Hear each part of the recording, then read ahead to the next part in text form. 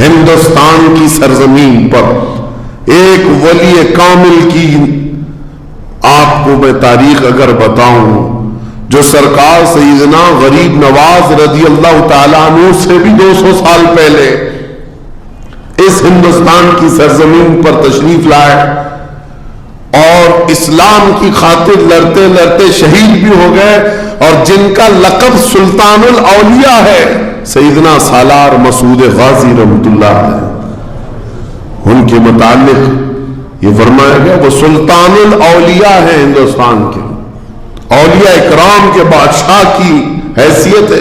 سرکار غریب نواز سے بھی پہلے آئے، لیکن ان کی عمر ان کی شہادت کے وقت 19 سال کی تھی۔ صرف 19 سال کی عمر میں وہ مقام عظیم پا لیا۔ ہماری تو زندگی کی عمریں پتہ نہیں کتنی چلی گئیں اور ہم میں سے کوئی کارنامہ نہ ہو سکا، کارنامہ نہ صحیح زندگی گزارنے کا سلیقہ بھی نہیں آ سکا۔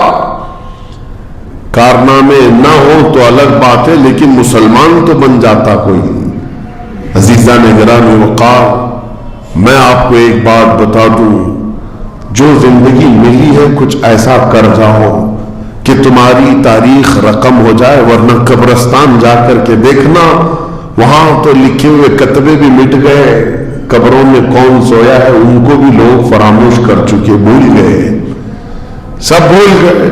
لیکن کچھ ہستیاں ہیں جو ہمیشہ آباد رہتی ہیں، یہ وہ لوگ ہیں جنہوں نے اس روئے زمین پر اپنی ذات کے لیے نہیں، اللہ کی رضا کے لیے جیا کرتے تھے، اللہ کی رضا کے لیے جیا کرتے۔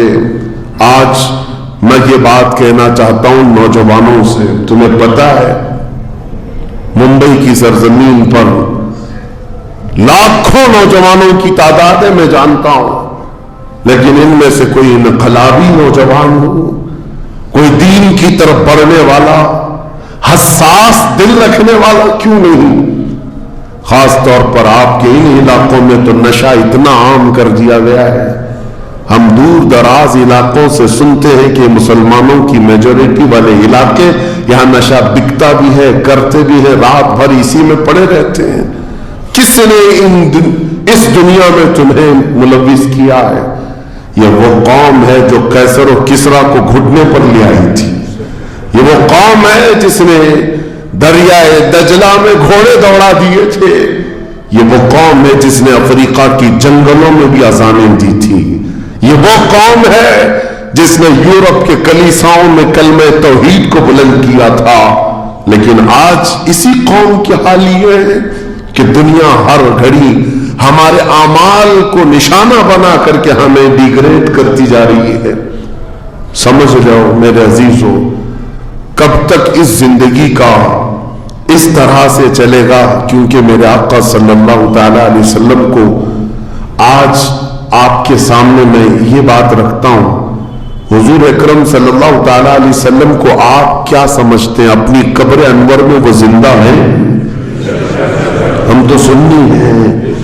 حضور اکرم صلی اللہ تعالی علیہ وسلم اپنی قبر پاک میں زندہ ہیں، لیکن یہ بات بھی سمجھ کے چلو، حضور نے فرمایا ہر جمعرات کو میری پوری امت کے اعمال میرے پاس پیش کیے جاتے ہیں، تم میں سے، ہم میں سے، سب کے اعمال ہر جمعرات کو حضور کے پاس فرشتے سناتے ہیں، فلاں بن فلاں نے ہفتہ بھر یہ کام کیا ہے۔